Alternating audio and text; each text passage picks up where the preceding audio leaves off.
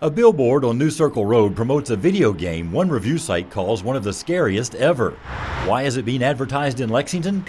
Okay, am I the last one standing? Mm-hmm. Because it was made here by a team of 14 people who spend every day turning their work into play. I have a soft spot for like 70s and 80s horror, especially like slasher films. I laugh more than I'm scared when I watch those. It's almost like my comedy.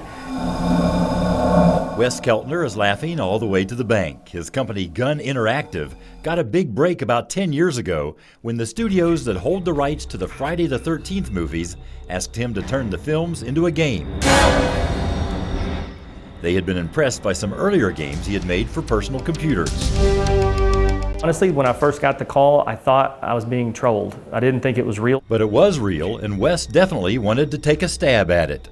He and a friend did some crowdfunding, determined to break into the video game industry without leaving their Kentucky homes. Going back all these years, there were only like 2 people, right? And we were in an apartment or whatever we could find, just on someone's couch, planning and scheming and trying to do things that no one else could do. And to do that here is pretty awesome. Friday the 13th was a smash hit when it was released as a game in 2017, and now has 14.5 million registered players.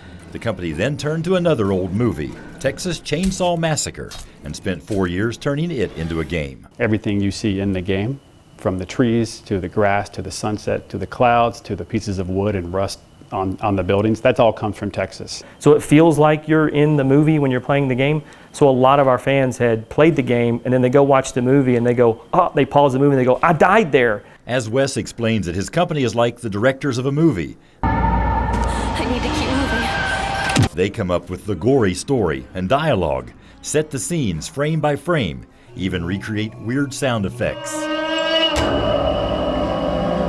Another company in California does the computer coding, while the team in Lexington plays the games over and over, looking for glitches, fixing bugs, and getting feedback for new features to keep the games fresh.